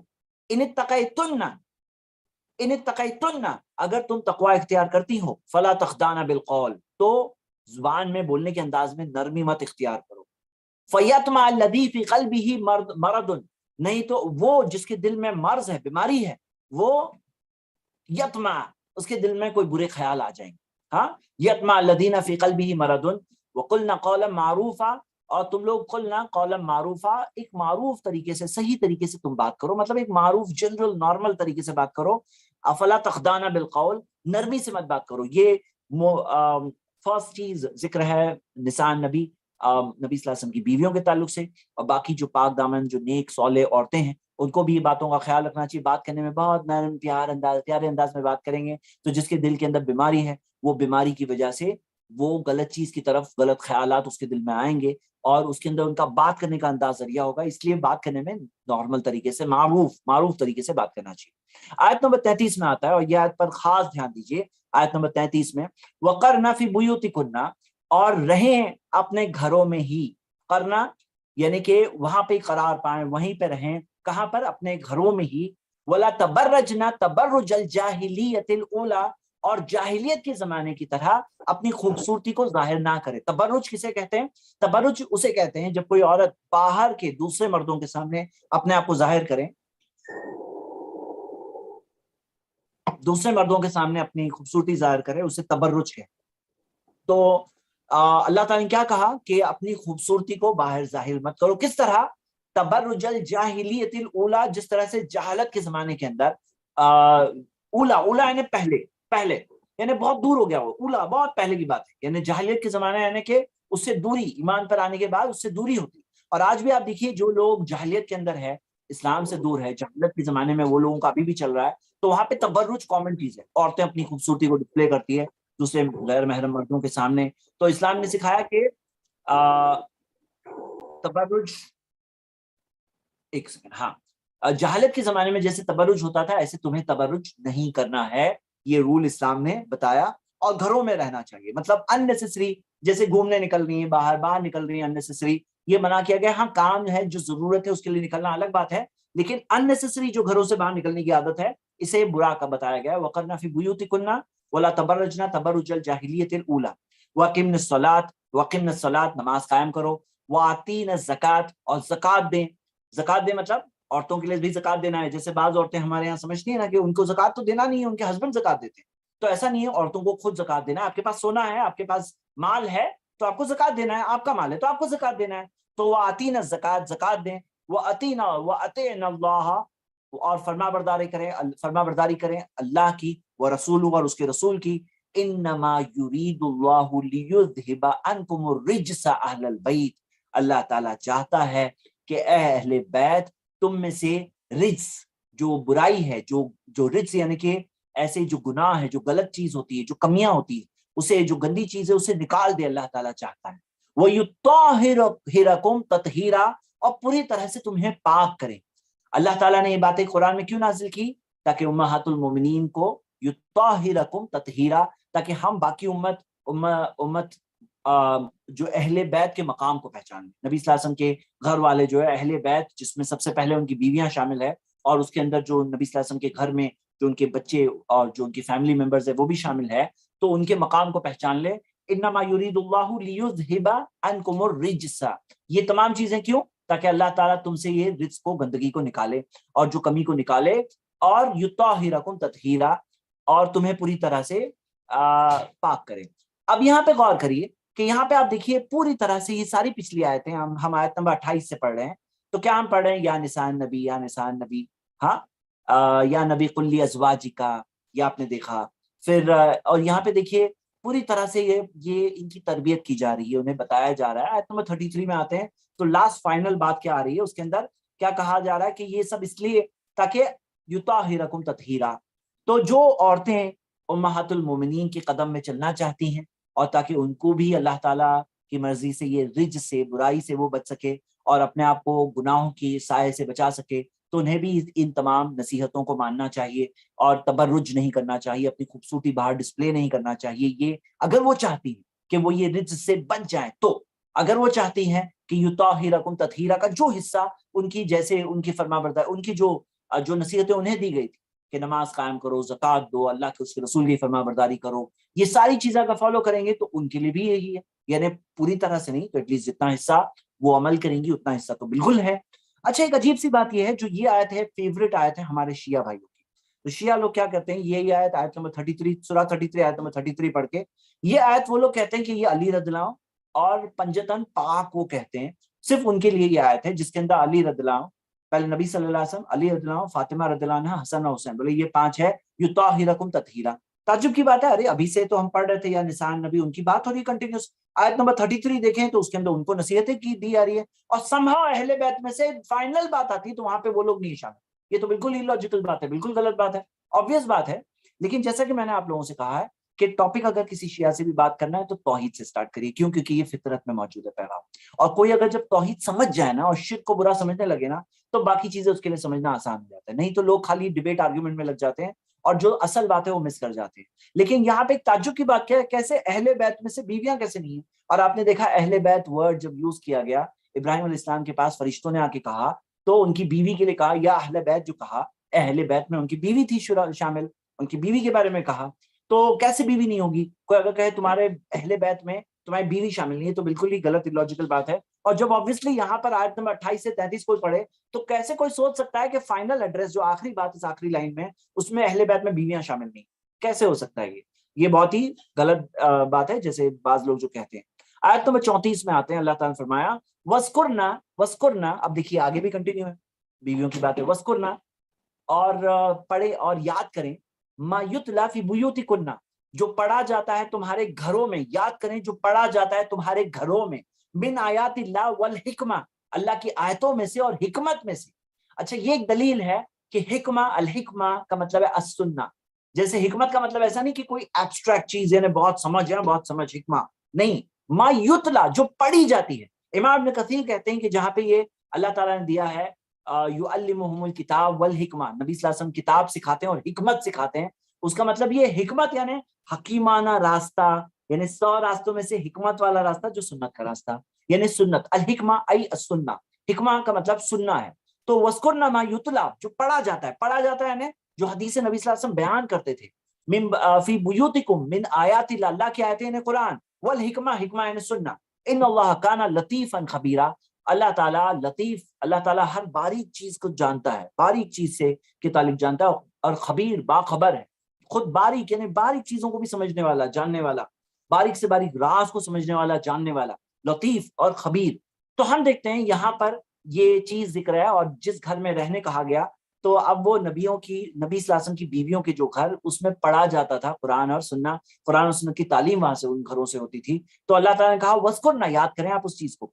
आयत नंबर 35 पे आते हैं, और ये सेंट्रल आयत है इस सूरा की, यानी तकरीबन बीच में इस आयत, थोड़ा सा बीच के करीब ये आयत है। और जैसे हमने देखा सूरह नूर के अंदर जो नूर वाली जो आयत है, अल्लाह नूर समावाति वल अर्द, वो आयत सेंट्रल थी। यहाँ पर ये 10 किस्म के लोगों का जिक्र है। और एक खास बात देखिए, अल्लाह ताला ने फरमाया इन्नल मुस्लिमीन वल मुस्लिमात, मुस्लिम मर्द और मुस्लिमा औरतें, मुस्लिम मर्द और मुस्लिमा औरतें। अच्छा, ये गौर करिए, मुस्लिम में जब कहते हैं ना तो मुस्लिमा उसमें शामिल ऑटोमेटिकली है, बोलने की जरूरत नहीं है। मतलब मुस्लिम के अंदर मुस्लिमा तो शामिल ही है, वो भी तो मुस्लिम है। यानी मुस्लिम वर्ल्ड, मुस्लिमीन जो है ना, मुस्लिमीन में मर्द और औरतें दोनों आ जाती हैं। हाँ, लेकिन خاص طور سے جب عورتوں کا الگ سے ذکر ہے یہ پوری آیت میں 10 بار، اس سے کیا پتا چل رہا ہے؟ خاص طور سے ان کے ساتھ تاکید کی جا رہی ہے، انہیں تاکید کی جا رہی ہے سورہ میں، اور خاص طور سے ان کے لیے نصیحت یہاں پر خاص طور سے عورتوں کے لیے۔ اسی وجہ سے بعض علماء نے، ماضی کے بعض علماء نے خاص ریکمینڈ کرتے تھے کہ عورتوں کو تو سورہ نساء، سورہ نور اور سورہ احزاب اچھی طرح سے پڑھنا چاہیے۔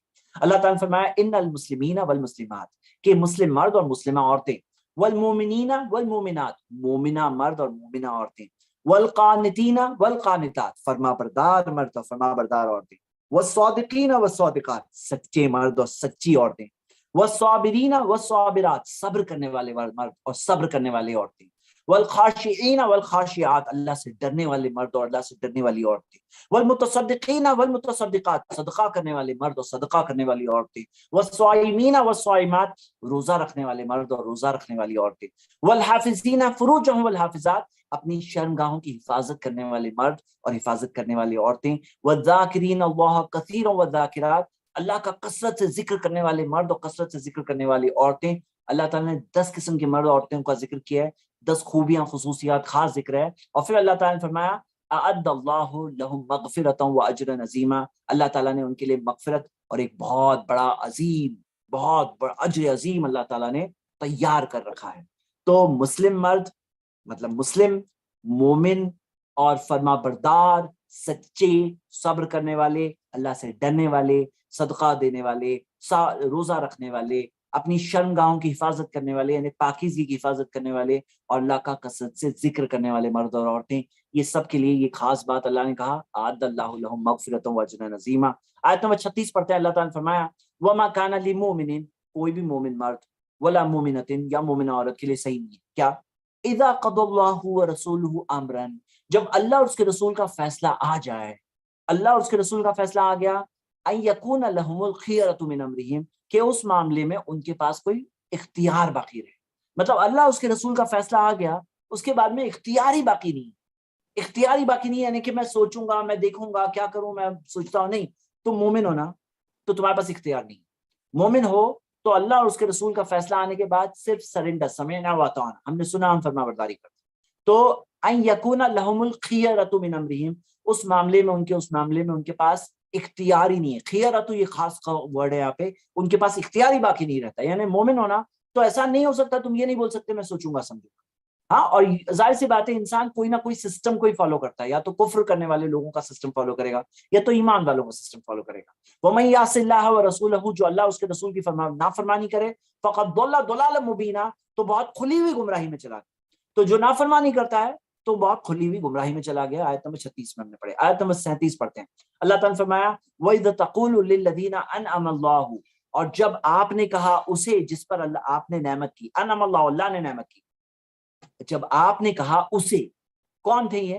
زید بن حارثہ رضی اللہ عنہ، جنہیں پہلے زید بن محمد بھی کہا جاتا تھا، تو زید بن حارثہ رضی اللہ عنہ ان کے بارے میں ذکر ہے کہ اذ تقول، جو آپ نے کہا، للذی انعم اللہ، ایسے شخص کو جن پر اللہ نے نعمت کی، انعم اللہ علیہ، وانعمت علیہ، جو جس پر آپ نے بھی نعمت کی، مطلب آپ نے بھی نعمت کیا، ہم دیکھتے ہیں کہ زید رضی اللہ عنہ کو غلام سے آزاد کیا اور کس طرح سے ان کی پرورش کی، کہ یہاں تک کہ لوگ کہتے تھے زید بن محمد، ہاں، اور ایک غلام جو آزاد شدہ غلام، ہم دیکھتے ہیں کہ کس طرح سے انہوں نے ان کی تربیت کی، کس طرح سے انہوں نے انہیں بڑا کیا، اور اللہ کی نعمت ان پہ کیا تھی کہ انہوں نے اسلام قبول کیا، اور اللہ کے نزدیک جو ان کا مقام ذکر ہے، اور عائشہ رضی اللہ عنہا کہتی ہیں، مسند احمد میں حدیث ہے کہ اگر زید رضی اللہ عنہ کو جس کسی جنگ میں نبی صلی اللہ علیہ وسلم نے بھیجا تو سردار بنایا، اور جیسے جنگ مطع جس میں وہ شہید ہوئے تھے، تو جس کے اندر وہ سردار بنا کے بھیجے گئے تھے، اور انہوں نے کہا کہ اگر وہ زندہ رہتے تو اللہ کے رسول صلی اللہ علیہ وسلم انہیں خلیفہ بناتے،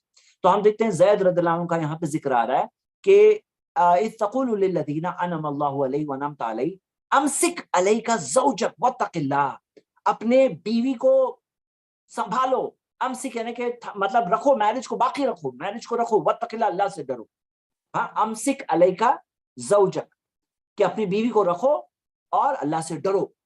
اب یہ کیا بات ہے؟ یہ بات یہ ہو رہی ہے کہ زید رضی اللہ عنہ کی شادی نبی صلی اللہ علیہ وسلم نے زینب رضی اللہ عنہا سے کرایا تھا، زینب جو قریشی تھی اور زید ایک آزاد شدہ غلام تھے، اور اسلام کے اندر کاسٹ بیس کہ بھئی ایسا سوسائٹی جس کے اندر سب قریش یہاں پر سب غلام آزاد شدہ غلام وہاں پہ شادی نہیں ہوتی. نبی صلی اللہ علیہ وسلم نے پریکٹیکل طور پہ اس کو توڑنے کی پوری کوشش کی. اب یہاں پر شادی کرائی تھی لیکن شادی کے اندر کسی وجہ سے ہم دیکھتے ہیں کہ وہ شادی میں سکسیسفل کو ذرا دھیان دیجیے کوئی انمیوٹ ہے. ہاں تو شادی کے اندر آپ دیکھیں گے کہ ایک منٹ میں ہی کر دیتا ہوں. ٹھیک ہے جزاک اللہ خیر آپ ہینڈل کریے میں نہیں کر رہا ہوں. اوکے تو ہم شادی کے اندر کیا ہوا کہ وہ شادی ڈیفیکلٹ میرج ہونے لگی اور زید رضی اللہ عنہ چھوڑنا چاہتے تھے یعنی کہ طلاق دینا چاہتے تھے. تو نبی صلی اللہ علیہ وسلم سے مشورہ کیا تو اللہ کے رسول صلی اللہ علیہ وسلم نے فرمایا امسک علیک زوجک واتق اللہ, اللہ سے ڈرو اور اپنی بیوی کو رکھو. اور آپ دیکھو گے کہ طلاق کے متعلق جتنی آیتیں آتی قرآن میں, جیسے سورہ بقرہ میں ہم نے پڑھی طلاق کے متعلق سورہ آیت نمبر 228 سے لے کر 240 میں تک ہم نے پڑھا, یا سورہ طلاق دیکھیں گے سب جگہ پہ تقویٰ اکثر طلاق کی آیتوں میں بہت ذکر ہوتی ہے. کیونکہ کیا معاملہ ہے کہ جب میاں بیوی کے جھگڑوں کا معاملہ ہوتا ہے نا تو لوگ تقوی کا راستہ چھوڑ دیتے ہیں اور بہت ساری دوسری چیزیں بیچ میں آ جاتی ہے. تو زید رضی اللہ عنہ کو نبی صلی اللہ علیہ وسلم نے نصیحت کی تو کہا کہ اپنی بیوی کو رکھو واتق اللہ, اور پھر اللہ تعالیٰ نے کیا ذکر کیا ہے وہ تخفی فی نفسک ما اللہ مبدیہ, اور آپ نے اپنے نفس میں وہ چیز چھپائی جو اللہ ظاہر کرنے والا, ہاں جو اللہ تعالیٰ نے ظاہر کیا, اللہ تعالیٰ ظاہر کرنے والا تھا. وہ تخشى الناس, اور آپ لوگوں سے ڈر رہے تھے. واللہ احق ان تخشاہ, اور اللہ تعالیٰ اس کا زیادہ حقدار ہے کہ آپ اللہ سے ڈرو. عائشہ رضی اللہ عنہا نے فرمایا, بخاری میں حدیث ہے, کہ اگر نبی صلی اللہ علیہ وسلم کوئی آیت کو چھپاتے قرآن میں سے تو ضرور اس آیت کو چھپاتے, یہ حصے کو چھپاتے. لیکن اللہ کے رسول صلی اللہ علیہ وسلم کی سچائی کی دلائل میں سے یہ بھی دلیل ہے کہ نبی صلی اللہ علیہ وسلم نے سب چیز جو اللہ کی طرف سے وحی کے طور پہ آئی ہر چیز کو انسانوں تک پہنچایا, ہم تک بات پہنچی. مطلب سوال ہی نہیں ہوتا کہ کوئی نبی صلی اللہ علیہ وسلم کسی بھی حصے کو چھپاتے, دین کا کوئی بھی حصہ ہم تک نہیں پہنچتا, ایسا ہو ہی نہیں سکتا. لیکن یہاں پہ کیا ہے معاملہ کہ زید رضی اللہ عنہ کا طلاق ہونے والا ہے اور نبی صلی اللہ علیہ وسلم کے لیے مقرر اللہ تعالیٰ نے کیا تھا کہ ان کی شادی زینب رضی اللہ عنہا سے ہوگی. اب زید رضی اللہ عنہ کون تھے؟ نبی صلی اللہ علیہ وسلم کے پہلے مانے جاتے تھے کہ یہ ٹائپ آف اڈاپٹڈ سن, یعنی کہ بیٹے میں مانا جاتا تھا کہ اڈاپٹڈ سن. جب اڈاپشن منع ہوا یعنی بیٹے کا نام دینا منع ہوا تو زید بن حارثہ انہیں پکارا جانے لگا, نہیں تو پہلے زید بن محمد کہا جاتا. اب اللہ تعالیٰ نے انسانی سوسائٹی میں صرف تھیوریٹیکل تعلیم نہیں دی. دیکھیے تعلیم کا معاملہ کیا ہے نا, یہ وہ سوسائٹی تھی جس میں یہ بات کامن تھی, مطلب بیٹا بنا دیا جائے, نام دے دیا جائے, یہ بات بالکل کامن تھی. اور اس کی وجہ سے کیا دیکھتے ہیں کہ بہت سارے فتنے و فساد پیدا ہوتے ہیں, کیونکہ لینیج جو لائنیج ہوتی ہے نا, یعنی کہ کون باپ ہے, کون بیٹا ہے, کون اس کا پوتا ہے, یہ لینیج کو کی حفاظت کرنا اسلام نے سکھایا. کیوں؟ کیونکہ اگر لینیج اگر سیف نہ رہے تو اس کے اندر محرم اور غیر محرم میں سب مکسچر ہو جائے گا, اور اس کے اندر کیا ہوگا کہ کئی سارے فتنے برپا ہوں گے اس وجہ سے. اب تھیوریٹیکل طور پہ تعلیم تو پہلے ہی آ چکی ہے کہ اپنا بیٹے جو ہے وہ نہیں بنا سکتے, وہ بیٹے نہیں, انہیں اپنے باپ کے نام سے پکارو. لیکن پریکٹیکل طور پر اس سوسائٹی کے اندر کیسے گہرائی سے سمجھا دیا جائے, اللہ تعالیٰ نے یہ مقرر کیا کہ زید رضی اللہ عنہ کی جو وائف ہے, پریویس وائف, جب ان کا طلاق ہو جائے تو اللہ تعالیٰ نبی صلی اللہ علیہ وسلم سے شادی کرائیں گے. اللہ تعالیٰ نے یہ چیز مقرر کی, اللہ تعالیٰ نے مقرر کی, اور نبی صلی اللہ علیہ وسلم کے علم میں بات آ گئی تھی, لیکن وہ پھر بھی چاہ رہے تھے کہ زید رضی اللہ عنہ کسی طرح سے وہ شادی کو کنٹینیو رکھیں, تو انہوں نے اپنے طور پر پوری کوشش کی. اب یہاں پہ اللہ تعالیٰ نے یہ چیز کو بتایا, کیوں؟ کیونکہ آپ دیکھیے ذرا امیجن کرو کہ جسے بیٹے جیسا سمجھایا جاتا ہے اس کی بیوی سے شادی ہونے والی نبی صلی اللہ علیہ وسلم کی, اور یہ ایک ایسی چیز ہے کہ وہ کسٹم اور سسٹم کو پوری جڑ سے ختم کیا جا رہا ہے, کیا کہ لوگوں کے ذہنوں میں بھی بات بالکل واضح اور کلیئر ہو جائے کہ وہ ریئل بیٹا نہیں ہے, جو بیٹا نہیں ہے وہ بیٹا نہیں ہے.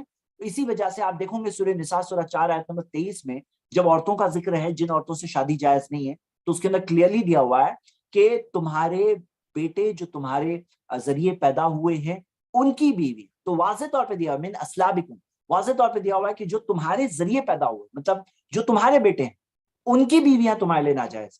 تو جو بیٹے کی بیوی ناجائز اور وہ عرب کلچر میں بھی ناجائز مانی جاتی, لیکن یہ بیٹا نہیں ہے.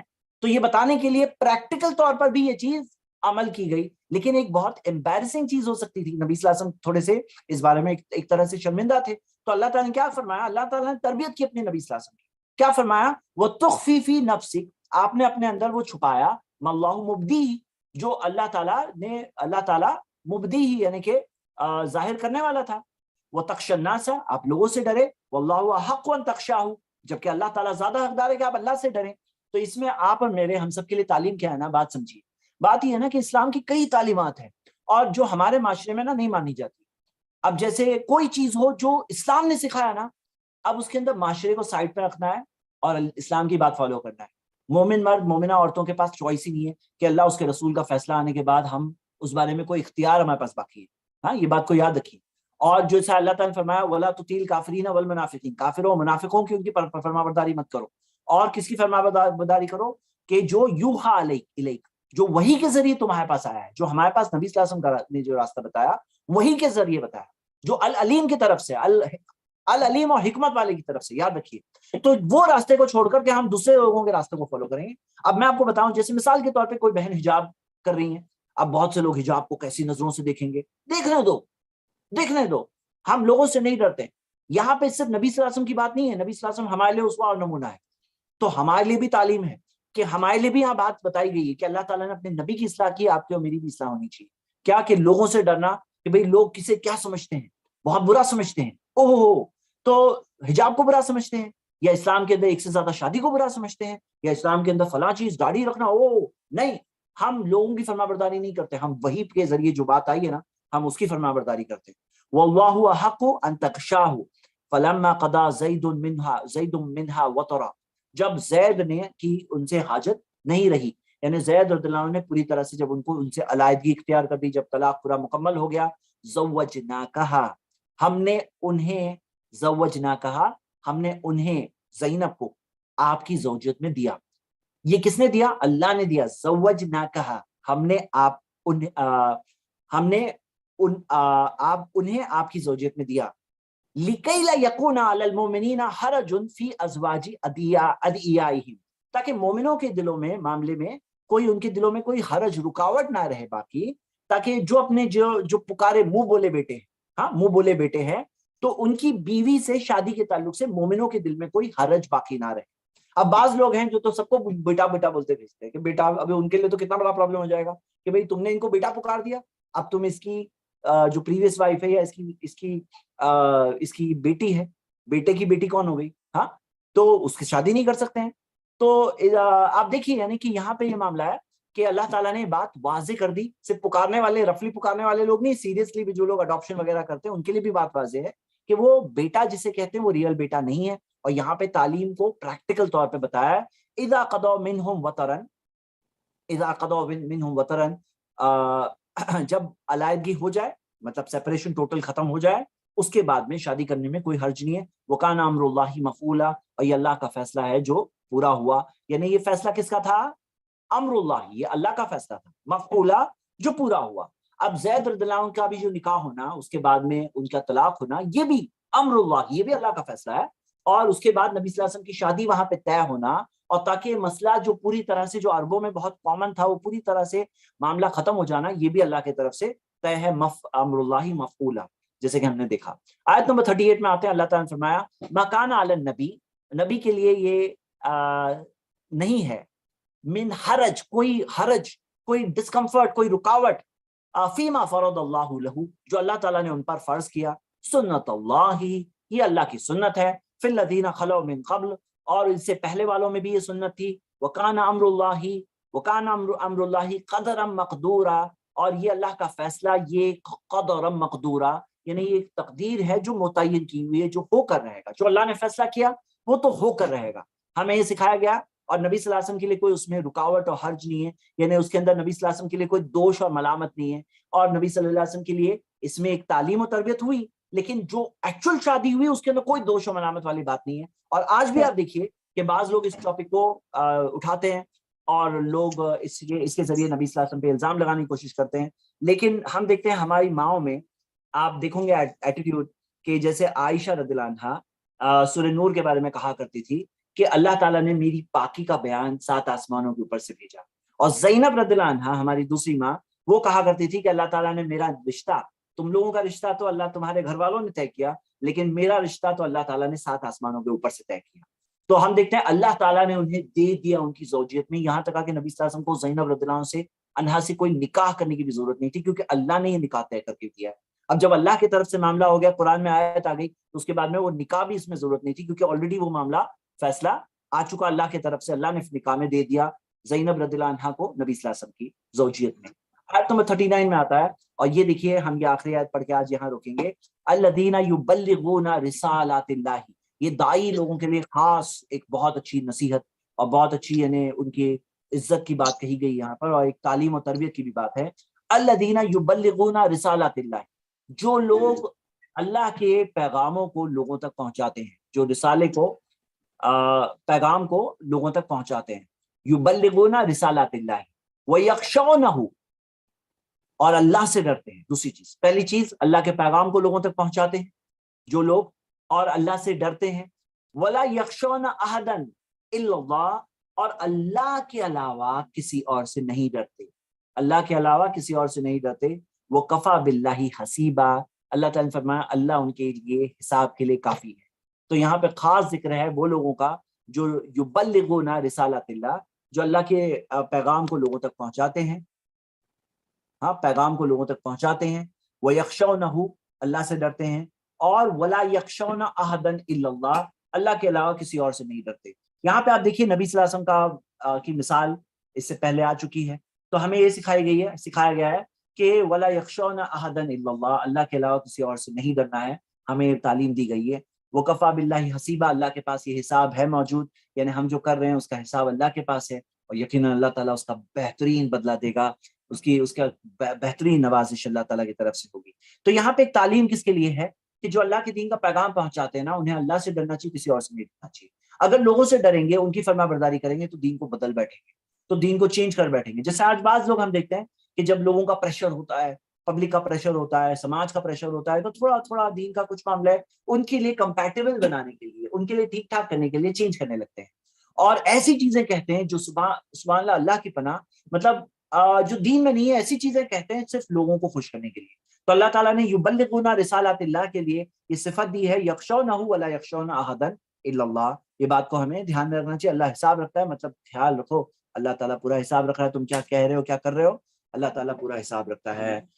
ہم اسی کے ساتھ آج کا یہ قرآن کا درس ختم کرتے ہیں, لیکن آج بھی سورہ احزاب ختم نہیں ہوئی ہے. مجھے امید ہے انشاءاللہ کل ہم سورہ احزاب ختم کریں گے انشاءاللہ. اور ابھی 5 سوال ہم لیں گے صرف موضوع سے ریلیٹڈ. آپ لوگوں کو کوئی سوال پوچھنا ہے تو آپ پوچھ سکتے ہیں. آپ آج اپنا ہاتھ اٹھائیں. یہ سسٹر آپ اپنے آپ کو انمیوٹ کر سکتے ہیں.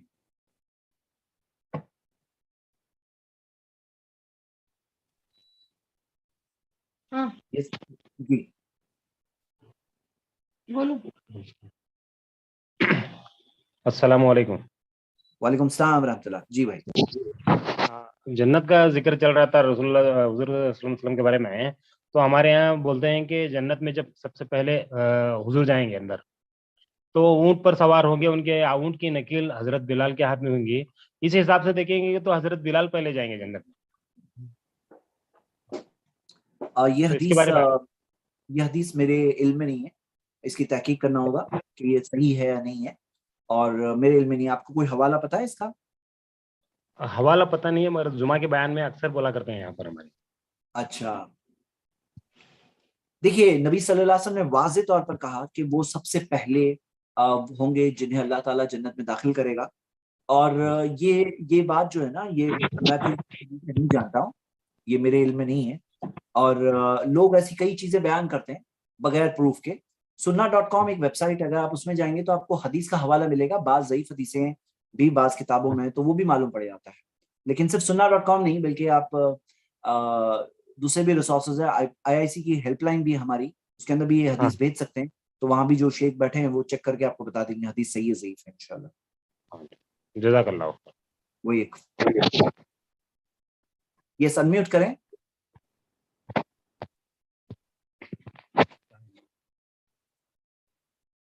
جی, ایک بہت اچھا سوال آیا ہے. یہ ایک مثال کے طور پہ بہت اچھا سوال ہے.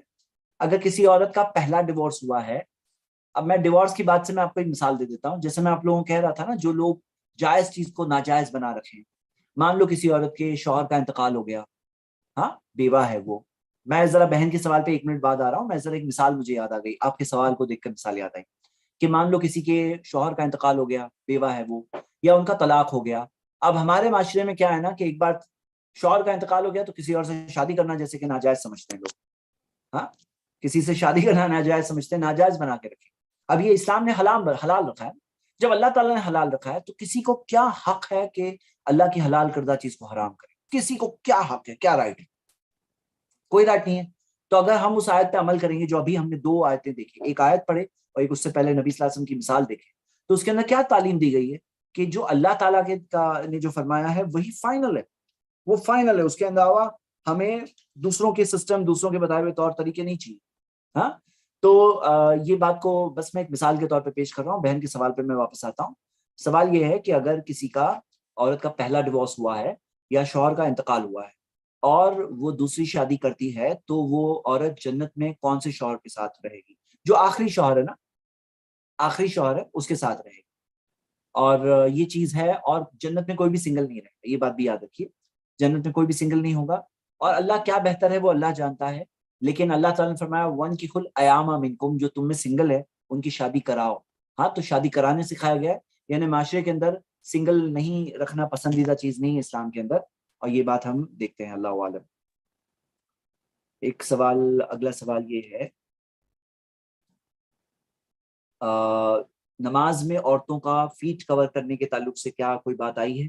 تو چاہیے تو ہم جو اگلے کل جو ہم لوگ حجاب کے تعلق سے آیت دیکھنے والے ہیں، آیت نمبر 59 پہ پہنچیں گے، تو تب میں یہ بات کو بتا دوں گا انشاءاللہ. یہ سوال کا جواب تب کل دے دوں گا. تو کل جو پوچھا جائے گا اس سے ریلیٹڈ رہے گا. جی، اور کوئی سوال؟ یہ سسٹر رضوانہ، آپ انمیوٹ کریں اپنے آپ کو. السلام علیکم رحمۃ اللہ وبرکاتہ. وعلیکم السلام رحمۃ اللہ وبرکاتہ. استاد جی، میں پہلے اجازت لینا چاہوں گی کہ میرا کوشچن کل کے ٹاپک کا ہے، جو انٹرسٹ کا نہیں، آج کل چلے گا. آؤٹ آف دا ٹاپک بالکل نہ رہے، آج کل چلے گا انشاءاللہ. جی بتائیے. تو میرا کل کے ٹاپک کے یہ سوال ہے کہ جو انٹرسٹ نہیں لینا ہے نا ہمیں، تو پھر ہم اس کو کیا کریں؟ کسی اگر ہم خود نہیں لے سکتے ہیں تو پھر کسی کو کیسے دے سکتے ہیں؟ تو اس کے بارے میں میں نے کل وہی بتایا تھا کہ نارمل غریب کو نہیں، مدعو اور خود بہت مجبور کو دے سکتے ہیں، نمبر 1. یا کوئی غریب غیر مسلم ہو تو اسے دے سکتے ہیں. یا کوئی ایسی چیز، بعض علماء کہتے ہیں کہ جس کے اندر کسی کوئی ایک کا فائدہ نہ ہو، جیسے غریبوں کا ٹوائلٹ بنانا ہے، غریبوں کا راستہ بنانا، بعض علماء نے اس کی اجازت دی ہے. یا بعض علماء نے جیسے کچھ جیسے بعض لوگ جو جیل وغیرہ میں ہے چھوٹے کیسز میں، ان کو چھڑانے کے لیے دینے کی بھی اجازت دی ہے. لیکن ایک بات واضح ہو، اللہ ان اللہ طیب لا يقبل الا الطیب، کہ اللہ پاک ہے، صرف پاک کو قبول کرتا ہے. بعض علماء کرام یہی کہتے ہیں کہ اس کے اندر ہمیں اپنی حد تک لاسٹ کوشش یہ کرنا چاہیے کہ ہمیں ملے ہی نہ، یعنی ہمیں لینا ہی نہ پڑے. تو انہیں بعض لوگ جو کیا کرتے ہیں کہ فکس ڈپازٹ میں پیسے رکھتے ہیں، پھر جو سود کے پیسے زیادہ آتے ہیں اس میں، اس سے کیا کرتے ہیں، اس کے ذریعے زیادہ چیریٹی کرتے ہیں. اور کوئی چیریٹی قبول نہیں ہوتی، کیونکہ قبولیت صرف پاک چیز قبول ہوتی ہے اللہ کے نزدیک، اور سود کی رقم پاک نہیں ہے. جی. اور ایک تھا کہ میں کل شکیل بھائی سے بھی اس کوشچن کی تھی آپ کے لیکچر ختم ہونے کے بعد کہ یعنی میں کامن سے سب کے لیے سوچ، میں نے اللہ نے مجھے سوچ ڈالا، سبحان اللہ، کہ اس کے لیے ہم کیا کر سکتے ہیں؟ اتنا سب ہم لوگ دین کے لیے سب کرتے ہیں، تو اس کے لیے کچھ راستہ نہیں ہے کہ سب کے لیے آسانی ہو جائے ایسا کچھ؟ سود کا؟ ہاں، اسلامک بینکس ہونی چاہیے، یا تو کم سے کم چھوٹی موٹی انڈیا کریڈٹ میں سوسائٹیز بنا سکتے ہیں. حقیقت میں نا، میں آپ کو بتاتا ہوں بہن، اس کے اندر چیز یہ ہے نا کہ پہلے اویئرنیس ہونا لوگوں میں، تو لوگ چاہیں گے نا تو اللہ تعالیٰ سولوشن بھی دے گا. لوگوں میں چاہت تو اس لیول کی نہیں، لوگ ریئلی چاہتے نہیں. ان کو ایسا لگتا ہے ہاں سود لے کے بس دے دیتے ہیں ہم لوگ، ہو جاتا ہے کام. نہیں ہوتا. وہ لوگ اس کی لعنت ان کے پاس آتی ہے. بعض علماء اس میں بہت اسٹرکٹ ہے، بولے لینا بھی خود ایک بہت خطرناک چیز ہے. ہاں، تو اس کے اندر ہم اگر ریئلی چاہیں گے نا، سر تو اللہ سر راستہ فار دے گا. ایگزامپل جیسے میرے دل میں چاہ ہے، ایسے آپ کے دل میں بھی وہ چاہ ہوگی، تو جو چاہ رہا ہے اس کے لیے راستہ کہاں سے نکالے ہم لوگ؟ بہن اس میں ایک مرحلہ ہوتا ہے زندگی کا جس میں ہم صرف چاہتے ہیں کوئی چیز، اور چاہ کر اس بارے میں بات کرتے ہیں. پھر اللہ تعالیٰ کی مدد سے اگلا مرحلہ بھی آتا ہے، جب وہ جو چیز چاہ رہے ہیں اور بات کر رہے تھے وہ دکھائی بھی دیتی ہے آنکھوں کے سامنے. اور اس میں اگر ہم چاہیں گے ہی نہیں، یا چاہت ہی بعض لوگ چھوڑ دیتے ہیں، بولے کچھ نہیں ہو سکتا اس لیے چاہیں گے ہی نہیں، یا بات ہی نہیں کریں گے، تو وہ اگلا مرحلہ بھی نہیں ملے گا. تو کم سے کم چاہنے کی کا اجر پاؤ آپ، کم سے کم اچھی نیت کا اجر آپ کو ملے گا، اور کم سے کم آپ کو اچھی بات بولنے کا اجر ملے گا. یہ بات کرتے رہو تب تک جب تک یہ چیز جو ہم چاہتے ہیں وہ مل نہ جائے. یعنی کہ ایک انٹرسٹ فری اسلامک بینک مل نہ جائے، جو گلف میں ہے بہت ساری الحمدللہ، لیکن یہاں پہ اسلامک بینکس نہیں اویلیبل.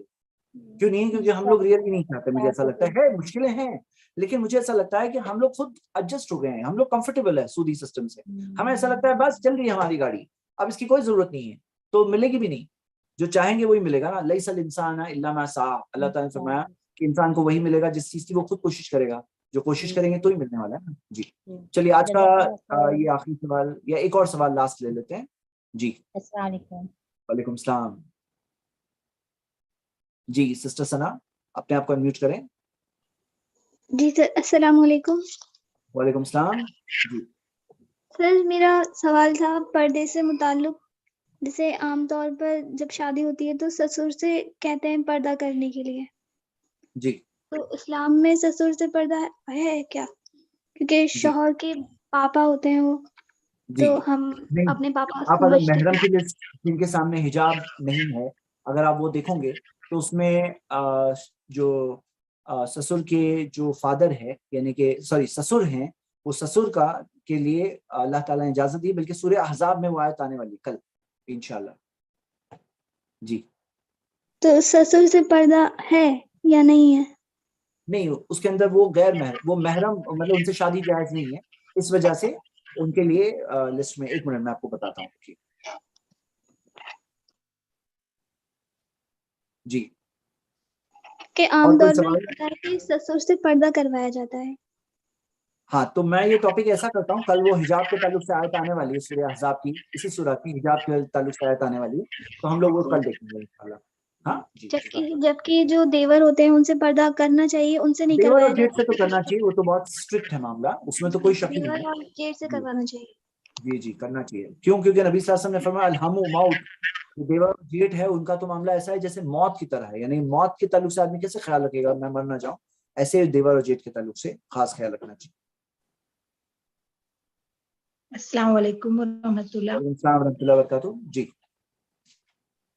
میرا سوال ہے کہ میرے ممی کی زمین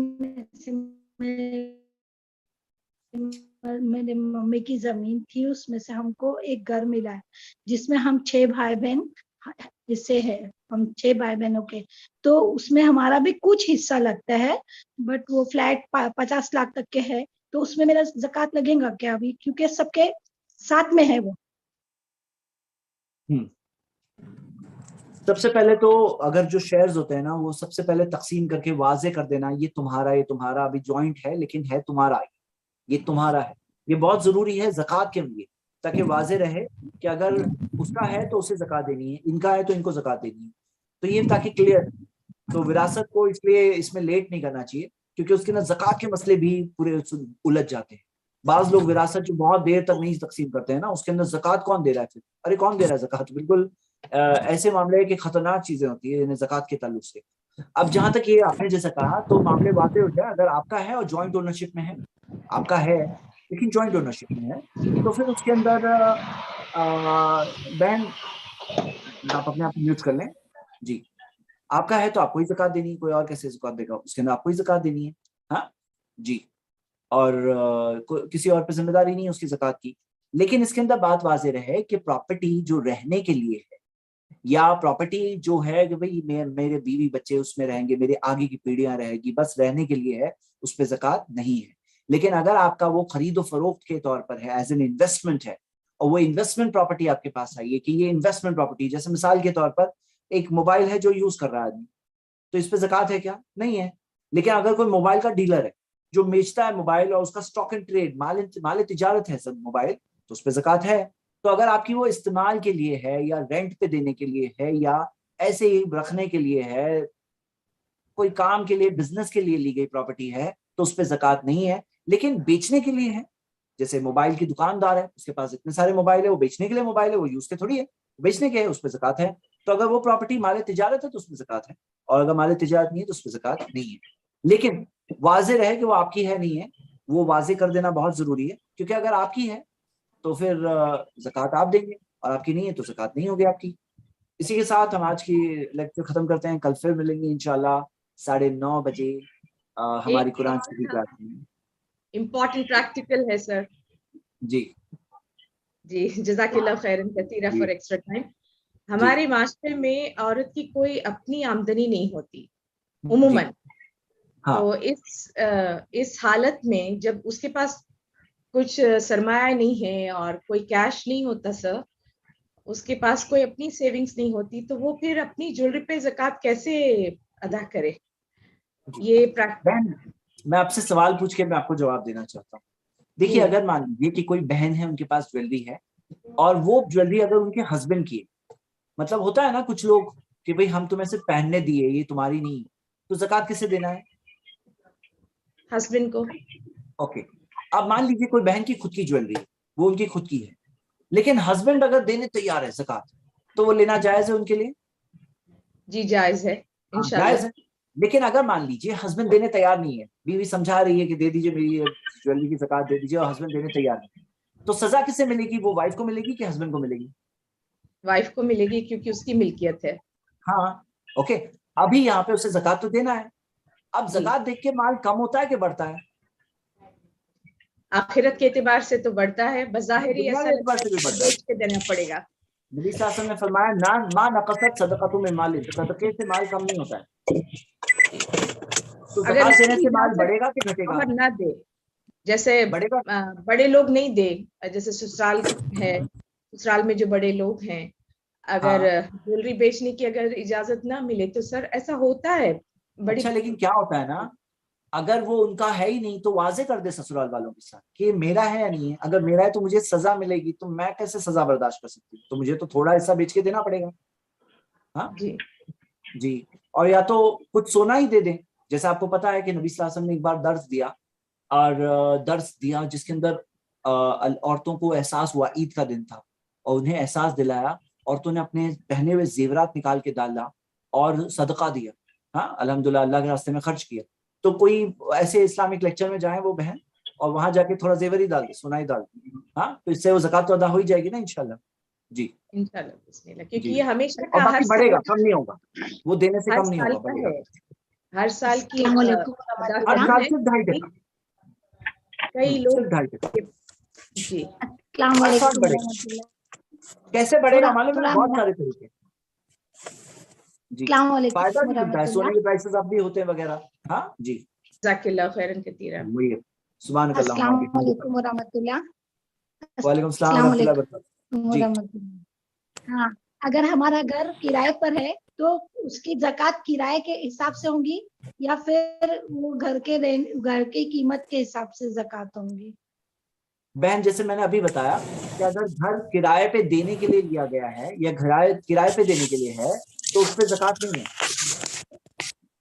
کرائے کی رقم وہ جمع ہوگی, غیر ایک ایریا میں, سال گزرے وہ گا. غیر ایریا میں ہے, وہ غیر ایریا میں ہے, اس لیے ہم نے اس کو کرائے پہ دے کے اپنے ایریا میں کرائے پر لیا, ہم نادے رہنے تھے. وہ غیر کہ جو ایریا گھر میں, وہاں کرائے پہ کوئی مسلم نہیں, اس لیے ہم نے اس کو کرائے پر دیا ہے, اور ہم مسلم ایریا میں کرائے پر لے کر گھر رہ رہے ہیں, تو اس کی زکوٰۃ کیسے بنے گی؟ گھر کسی بھی علاقے میں ہو, اگر جس کا ہے اگر بھاڑے پہ دینے کے لیے ہے, رینٹ پہ دینے کے لیے ہے, تو اس پہ زکوٰۃ نہیں ہے. ہاں اس میں زکوٰۃ نہیں ہے, چاہے مسلم علاقے میں ہو, دوسرے علاقے میں ہو. جو گھر رینٹ پہ دینے کے لیے ہے اس پہ زکوٰۃ نہیں ہوتا ہے, یا رہائش کے لیے ہے اس میں زکوٰۃ نہیں ہے. جو بیچنے کے لیے, میں نے مثال دیا نا موبائل کی, کہ جو بیچنے کے لیے ہے اس پہ زکوٰۃ ہے. ہاں جی. اسی کے ساتھ ہم آج کی کلاس ختم کرتے ہیں. سبحانک اللہم وبحمدک واشہد ان لا الہ الا انت واستغفرک واتوب الیک. وآخر دعوانا الحمد للہ رب العالمین. والسلام علیکم. کل رات 9:30 بجے